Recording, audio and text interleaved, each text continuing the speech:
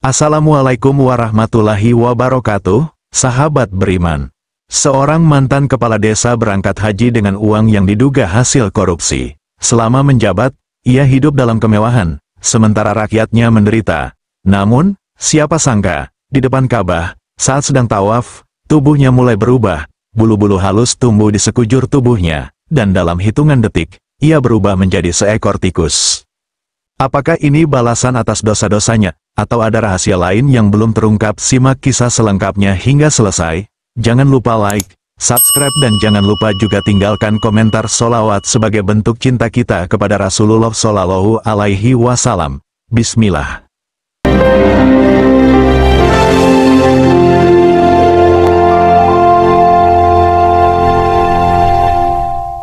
Di sebuah desa kecil di Jawa, hiduplah seorang pria bernama Sutrisno, yang selama bertahun-tahun menjabat sebagai kepala desa. Awalnya, masyarakat memilihnya dengan penuh harapan, percaya bahwa ia akan membawa kemajuan bagi desa mereka. Dengan latar belakang yang cukup baik dan pendidikan yang lebih tinggi dibandingkan kebanyakan warga desa, Sutrisno tampak seperti sosok pemimpin yang tepat. Namun, seiring berjalannya waktu, janji-janjinya mulai pudar.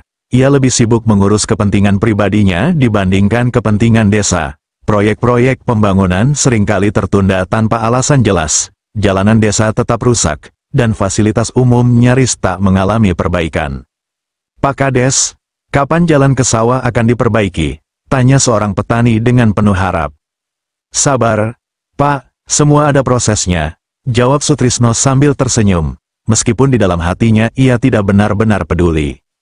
Di balik senyumnya yang ramah, Sutrisno menyembunyikan sesuatu. Ia telah menggunakan dana desa untuk kepentingan pribadinya, membeli mobil mewah, rumah besar di kota, dan bahkan berinvestasi di bisnis keluarganya. Ia percaya tidak ada yang akan tahu, karena ia selalu pintar dalam mengatur laporan keuangan desa. Namun, desas-desus mulai beredar di kalangan warga. "Pak Kades, kita hidup terlalu mewah. Dari mana uangnya?" bisik seorang warga. "Apakah benar dia memakai dana desa?" Sutrisno hanya menanggapi isu-isu itu dengan senyuman. Baginya, jabatan adalah kesempatan emas untuk memperkaya diri.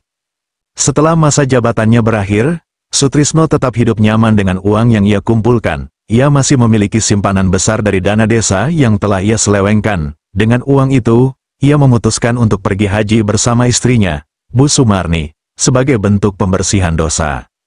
"Aku ingin kita berangkat haji, Bu, biar hidup kita lebih berkah," kata Sutrisno dengan nada mantap.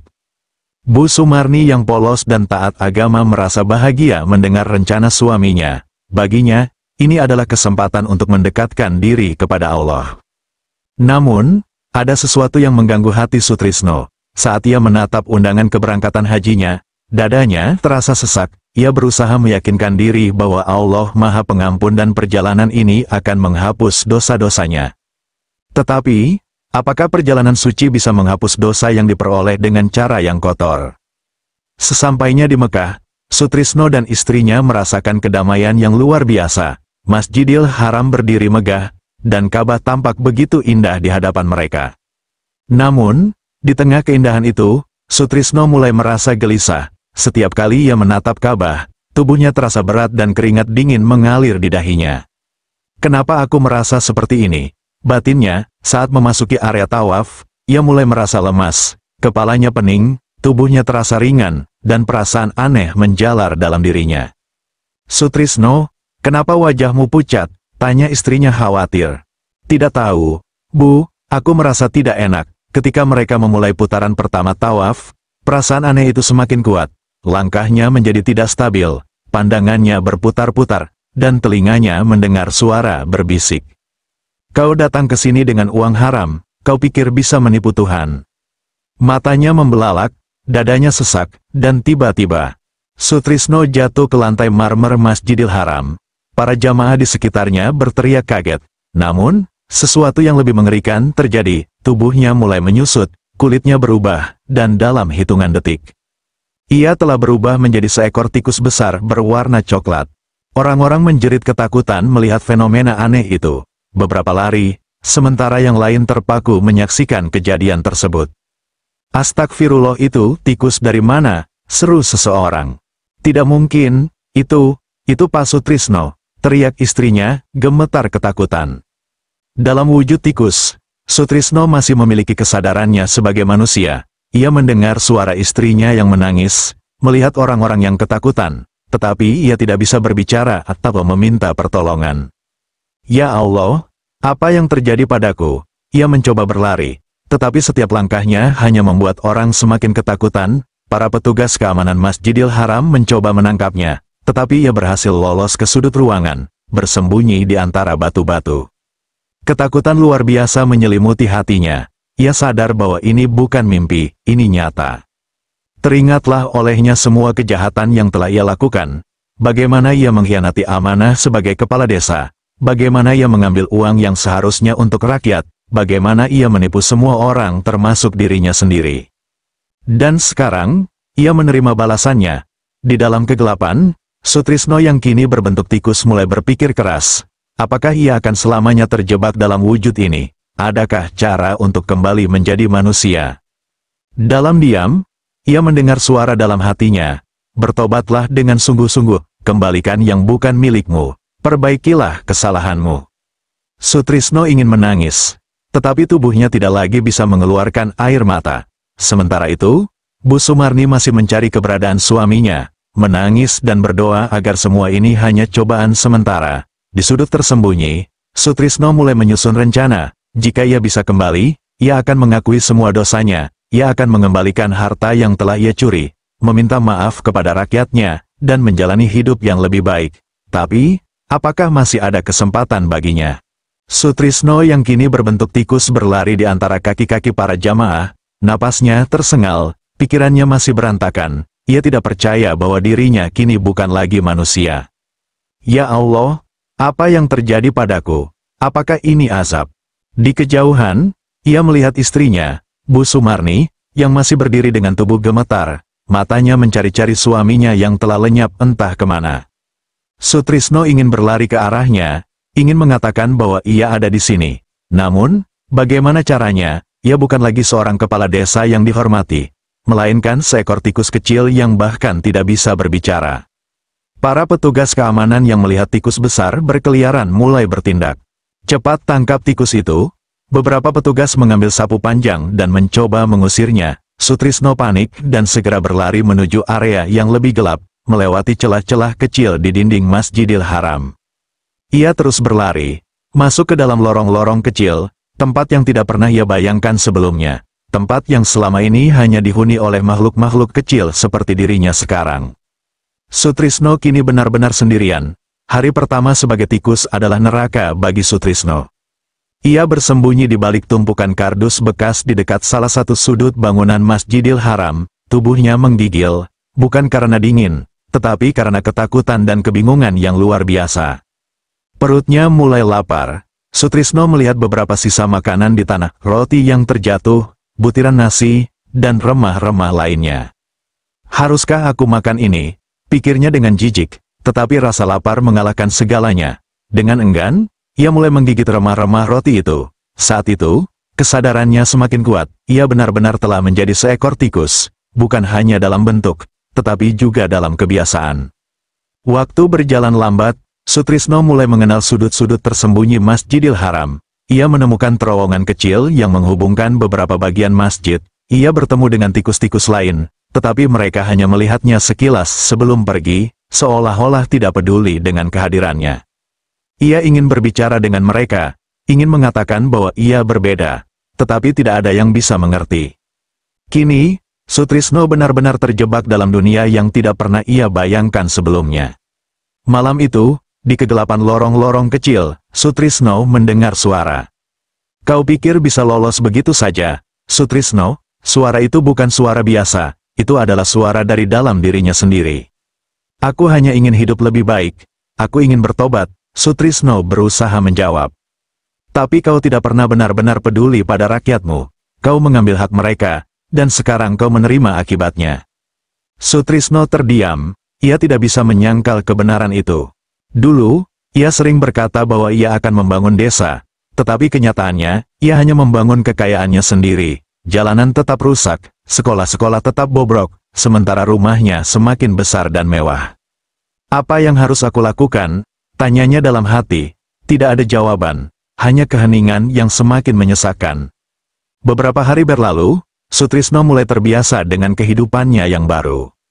Ia hidup di balik bayangan, menghindari manusia, mencari makan di sela-sela kesibukan para jamaah. Namun, hatinya masih penuh dengan penyesalan. Suatu hari, saat ia bersembunyi di sudut Masjidil Haram, ia melihat sesuatu yang membuatnya terkejut. Bu Sumarni, istrinya masih di sana. Ia duduk dengan wajah yang penuh kesedihan, tangannya menangkup di depan wajahnya, berdoa dengan khusyuk. Ya Allah, kembalikan suamiku, aku tidak tahu di mana dia, aku tidak tahu apa yang terjadi padanya, tapi jika ini hukumanmu, maka ampunilah dia.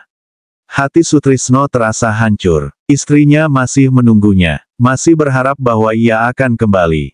Dan untuk pertama kalinya sejak ia berubah menjadi tikus, Sutrisno merasa ada sedikit harapan. Tetapi bagaimana cara kembali menjadi manusia? Apakah masih ada kesempatan? Sutrisno, yang kini setengah manusia setengah tikus, masih bersembunyi di sudut gelap Masjidil Haram. Perutnya mulai keroncongan, tetapi ia tidak berani keluar. Setiap kali ia mendengar langkah kaki jamaah, tubuhnya gemetar ketakutan. Apakah aku akan seperti ini selamanya? Pikirnya, ia mengintip ke arah Ka'bah. Dalam hatinya, ada sesuatu yang berbisik, bukan suara asing, melainkan suara hatinya sendiri yang selama ini ia abaikan. Taubatlah, kembalikan apa yang bukan hakmu. Matanya mulai berkaca-kaca, ia ingat bagaimana ia dulu menggunakan dana desa untuk membeli rumah mewah, mobil mahal, dan berfoya-foya. Tiba-tiba, ia mendengar suara yang sangat ia kenal. Ya Allah, ampunilah suamiku, di manakah dia sekarang? Itu suara istrinya, Bu Sumarni. Ia melihatnya duduk di dekat Ka'bah, menangis dalam doa. Sutrisno ingin berteriak, ingin menghampiri, ingin mengatakan bahwa ia masih hidup, meskipun kini dalam wujud tikus. Tapi apa yang bisa ia lakukan? Ia hanya bisa memandang dengan air mata mengalir di pipinya yang kini ditumbuhi bulu halus. Hari demi hari berlalu, Sutrisno mulai hidup layaknya tikus liar. Ia harus mencari makanan di sela-sela Masjidil Haram, memakan sisa roti yang jatuh dari tangan jamaah. Ia merasa hina. Dulu ia adalah seorang kepala desa yang terhormat, selalu berpakaian rapi, duduk di kursi empuk, dan dihormati banyak orang. Tapi kini, ia hanyalah seekor tikus yang dicemooh, dihindari, bahkan dikejar-kejar. Mungkin ini balasannya, karena dulu aku tidak peduli pada rakyatku. Di satu sisi, ia mulai memahami arti keikhlasan dan penyesalan. Namun, di sisi lain, ia bertanya-tanya. Apakah aku bisa kembali? Suatu malam, saat para jamaah sedang tertidur, Sutrisno memberanikan diri untuk keluar dari persembunyiannya. Ia berjalan di sepanjang lorong Masjidil Haram, matanya mencari sesuatu. Lalu, ia melihat seorang pria tua yang sedang duduk sendiri, membaca Al-Quran, wajahnya teduh dan bercahaya. Sutrisno mendekat perlahan, pria tua itu tiba-tiba berhenti membaca, lalu menatap tepat ke arahnya. Engkau bukan sekadar tikus, bukan, katanya dengan suara lembut. Jantung Sutrisno berdegup kencang, bagaimana mungkin pria itu tahu? Kau telah mengambil sesuatu yang bukan milikmu. Kembalikan, mungkin Allah masih memberimu kesempatan. Sutrisno terkejut, apakah ini pertanda bahwa ia masih bisa berubah? Tapi bagaimana caranya? Sutrisno masih duduk di sudut Masjidil Haram, hatinya dipenuhi kebingungan. Kata-kata pria tua tadi terus terngiang di kepalanya. Kau telah mengambil sesuatu yang bukan milikmu. Kembalikan, mungkin Allah masih memberimu kesempatan. Tapi bagaimana caranya? Ia ingin kembali ke Indonesia, ingin mengembalikan uang yang telah ia korupsi. Tapi bagaimana mungkin? Ia kini bukan lagi manusia biasa. Tidak ada yang akan percaya bahwa seekor tikus adalah mantan kepala desa yang pernah berkuasa. Ia memandangi Ka'bah, hatinya semakin sesak. Ia ingin sujud, ingin meminta ampun, tapi tubuhnya yang kini berbentuk tikus terasa begitu hina. Apakah Allah masih mau menerimaku, pikirnya? Di kejauhan, ia kembali melihat Bu Sumarni, istrinya masih tetap menangis, mencari keberadaannya. Setiap hari, ia berdoa agar suaminya ditemukan. Melihat itu, Sutrisno merasa hatinya hancur. Dulu, ia menganggap istrinya sebagai pelengkap hidupnya saja. Ia jarang mendengarkan keluh kesahnya, jarang membahagiakannya. Sekarang, justru istrinya lah satu-satunya orang yang masih mencarinya. masih berharap ia kembali. Untuk pertama kalinya dalam hidup, Sutrisno merasa benar-benar menyesal. Jika saja aku bisa kembali, aku akan menebus semuanya. Tapi, apakah masih ada jalan? Malam itu, Sutrisno tertidur di sudut lorong Masjidil Haram, tubuhnya yang kecil menggigil karena udara dingin. Dalam tidurnya, ia bermimpi. Ia melihat dirinya dalam wujud manusia lagi, berdiri di tengah sebuah padang pasir luas. Di hadapannya, ada sosok pria berjubah putih dengan wajah bercahaya. Sutrisno, suara sosok itu terdengar berat namun penuh wibawa. "Siapa Anda?" tanya Sutrisno. Suaranya bergetar. "Aku adalah utusan yang diutus untuk menyampaikan pesan kepadamu." Sutrisno menelan ludah. "Apa yang harus aku lakukan agar aku bisa kembali menjadi manusia?" tanyanya penuh harap. Pria berjubah itu tersenyum tipis. "Kau harus mengembalikan apa yang telah kau ambil. Kau harus mengakui dosamu. Kau harus menebus kesalahanmu." Sutrisno terdiam. "Tapi bagaimana caranya? Aku bahkan tidak bisa berbicara seperti manusia lagi." Sosok berjubah itu menatapnya dalam-dalam. "Allah Maha Kuasa, jika kau benar-benar ingin bertobat, Dia akan membukakan jalan untukmu." Tiba-tiba, pasir di bawah kaki Sutrisno mulai berputar, membentuk pusaran yang besar. Ia merasa tubuhnya ditarik ke dalamnya. Ia berteriak ketakutan. Lalu, ia terbangun. Ia masih seekor tikus, masih di tempat yang sama. Tapi ada sesuatu yang berbeda. Di dalam hatinya, ia merasa yakin bahwa ada jalan untuk kembali. Sutrisno kini tahu bahwa ia tidak boleh hanya bersembunyi dan menangisi nasibnya. Ia harus bertindak. Pertanyaannya adalah, bagaimana caranya mengembalikan uang yang telah ia korupsi? Ia tidak bisa kembali ke Indonesia dalam wujud tikus. Ia tidak bisa berbicara seperti manusia, tapi ia ingat satu hal, Bu Sumarni. Ia harus membuat istrinya sadar bahwa dirinya masih ada. Malam itu, ia nekat, ia mendekati tempat istrinya menginap, di sebuah hotel dekat Masjidil Haram. Dengan tubuh kecilnya, ia menyelinap masuk ke kamar melalui celah pintu. Di dalam, Bu Sumarni sedang duduk di lantai, menangis pelan sambil berdoa. Sutrisno mendekat, lalu dengan segala keberanian, ia menggigit ujung mukenanya. Bu Sumarni terkejut, menatap tikus itu dengan kaget. "Astagfirullah, dari mana tikus ini?" Sutrisno tahu ini adalah momen penting. Ia harus membuat istrinya sadar bahwa ini bukan tikus biasa. Dengan cepat, ia melompat ke atas meja, lalu mulai menggerakkan tubuhnya dengan cara yang khas, gerakan yang dulu sering ia lakukan saat masih manusia. Bu Sumarni terdiam, matanya membelalak. Tidak mungkin, ini seperti gerakan Pak Trisno. Ia mendekat perlahan, hatinya berdebar. "Pak Trisno, apa ini? Apakah ini benar-benar kau?" Air mata mengalir di pipinya. Sutrisno mengangguk pelan. Bu Sumarni menutup mulutnya, gemetar, ia tidak bisa percaya. Tapi jauh di dalam hatinya, ia tahu bahwa ini bukan kebetulan, tikus itu adalah suaminya. Dan kini, ia harus mencari cara agar bisa menyelamatkannya.